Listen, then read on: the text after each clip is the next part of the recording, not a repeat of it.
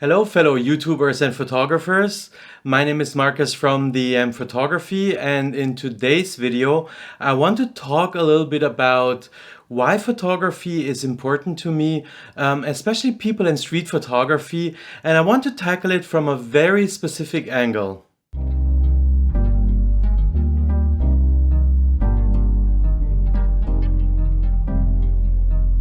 Time is changing, but very slowly, and most of us don't have a very good sense for time or the passing of time. Everything around us is always, at any given time, normal. So, what photography does for me is it captures these moments in time, and they suddenly become these artifacts or relics of the past that make these moments available to us in the future. And for today's video, I prepared a couple of shots that I took in the last 2 months that show these normal situations for us, which in the future might be very strange to people or will cause some kind of nostalgia. So let's take a look at the first example. So the first example is a typical street scene from the category of public transportation. We see a tram from Zurich, and we see the people in the tram, and they're wearing headphones, so they probably listen to music or a podcast. And especially in the case of music, it's very interesting because in the past, thousands of years ago, when we were tribal maybe, or in our villages, down to the recent past, we used music to come together, to connect with people, to meet, to sing, to dance, or to make music. But now we're consuming it. We're putting these headphones on and we isolate ourselves from the environment. So we don't want anything to do with the others, for example, who sit with us in the tram. We even signal to them, leave me alone. And we also see other people in the tram who look at their cell phone screens. Right, another form of isolation. They're checking maybe their social media accounts, or who knows what they're reading news. But everything that is happening there is not anything together. So all of them are somehow in their own world. And still in 20 to 30 years from now, I wonder how it will look like, especially when you hear these terms like smart transportation. Right? How will public transport look in general, and what will we do in these public transportation systems, and what kind of devices will we use, and will we interact more or even less, or do we interact with people who are not even in our surrounding even more and more immersive than we do right now? So all these question marks make me wonder how this photo looks to people 20 to 30 years from now. And also, if we look at this next scene, we see this lady who sits on the stairs taking a break. I took the photo 2 weeks ago at the Art Basel. So she was probably tired from all the galleries and walking around and just took a break. But what she immediately did is she took out her cell phone. Again, also maybe to check the social media accounts or to chat. And what she's also doing, what you can see on this shot, is she's charging the phone. It's also this new thing that is happening since around 10 years, where you see charging stations everywhere, and more of them are coming. Every train station, airport, shopping malls. You even have these little machines which have kind of like these containers where you can put the cell phone in and then charge it. And it's this new thing of our current age that we need to be always online, and maybe we also need that, right? For example, when I ride a train in Zurich or even in Switzerland, I use my smartphone to show the ticket, or if I board a plane. So we kind of become dependent on this device, which also I can imagine will change drastically in the future. But these moments of us being tied to a cable which is plugged into a power plug to wait until our phone is charged again, I think are also things that are happening right now. They're normal to us, but they might look strange in the future. So now let me show you this other scene, which might have looked even weird to people 20 years ago. So we see people taking a break here, but all of them are basically on their cell phone. So again, no one is interacting with anyone. Everyone is in their own world. And it looked probably funny to people in the past, but it for sure also will look funny to people 20 to 30 years from now. Now, let's take a look at the next shot. So this is a lady from or apparently a future mom's brunch. Maybe she's organizing that brunch. I don't know the whole story. I just saw how she took selfies of herself, probably while waiting for the others to arrive. And also we see the person in the front being completely preoccupied with his phone, not even realizing what is going on in front of him. So the photographer in the photo actually become the witness of this moment, who capture and preserve this moment. Let's look at the next scene. This is a bookstore in London. I took the photo last week. It's a very cute bookstore. The person was very helpful and I'm grateful. And I want to say thank you again at this point for allowing me to take this picture. It's a very well curated store. Everything by hand. The name of the store is Artwords Bookshop, PQRST UVWXYZ. I hope I pronounced it correctly. So let's take a look at the whole scene. So we see the cash registers or him sitting at a computer with a flat screen. This also 15 to 20 years ago would have looked completely different. We didn't have these flat screens and maybe had completely different tools to manage our, let's say in this case, local bookstore. But the same will happen in the future, right? If we want to go 15 to 20 years or 30 years into the future, the scene will also look differently. So even if the bookstore was still around with different content, obviously, the person who would be sitting there in 20 to 30 years would do other things and would have other technologies at their disposal. So even this shot is again capturing the present.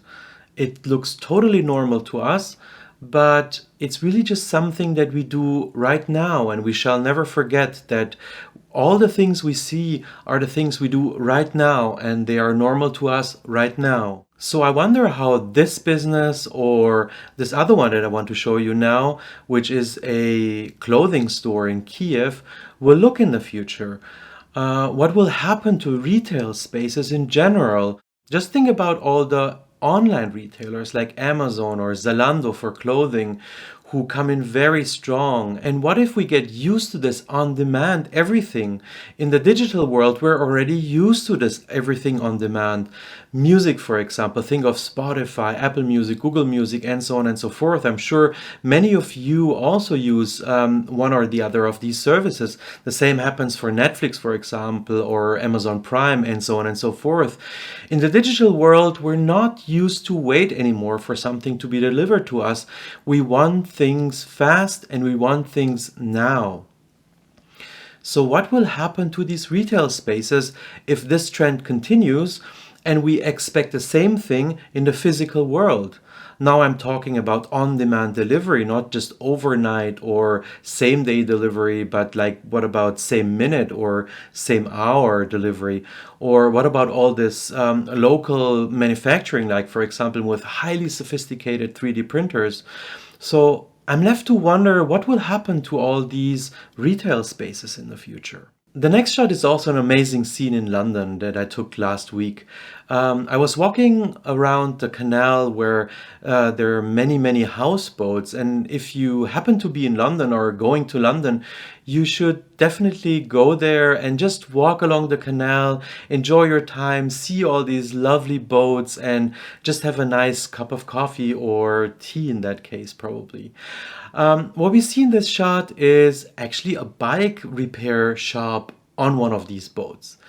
It was so amazing. I had to take this photo, and lucky me, actually the owner was there and a customer. So it's really curious for me to think what will happen to these things, right? Also, again, under the umbrella of smart transportation in general, but is this maybe something timeless, I wonder? And now off to the next example. So this is another shot from Kiev from May. It's an indoor supermarket and people are queuing for their food, and the food delivery services are waiting to get the food delivered so that they can deliver it to their customers today with maybe the bike or a scooter or a car. All of these things also might change in the future, right? So when I was young, for example, the maximum I could get in the village that I grew up was maybe a pizza delivered. Now I can get more or less every kind of food and other things, of course, delivered to me in quite a quick time. But this scene is also probably something that is normal for us now. Even the companies that do these deliveries now, I wonder what they will do in the future and which of them will still be around. Especially if you take it a step further and even think of 3D printing for food, for example, right? So then maybe you can order every meal or you can print every meal at home and you don't have to have any of these delivery services anymore. And what about these places where we gather, where we actually go to meet people? How will they look like? So I took this photo of this pub in London also last week, and this is something that didn't really change too much in the last couple of decades. The only thing that you might realize in this shot is again how some people are looking at their phones. So yes, this is the new thing, but what will happen in general to bars, I wonder?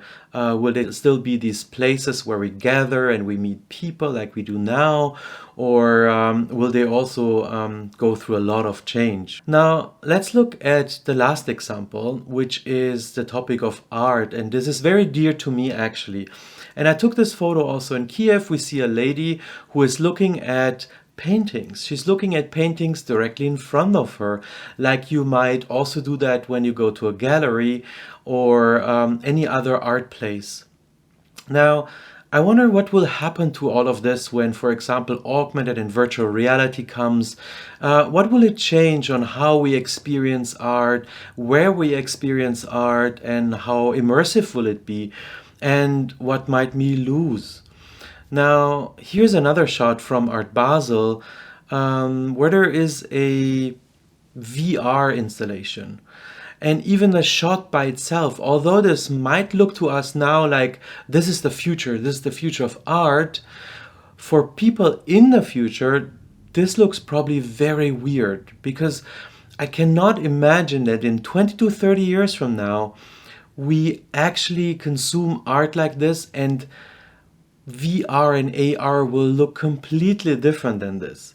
So even though this shot looks futuristic and also maybe a little bit ridiculous, and I think it also tries to make a point, from the future again, this will look definitely only ridiculous and people will wonder, oh wow, you really had to wear these big clunky glasses and have them connected to a very powerful PC and so on and so forth.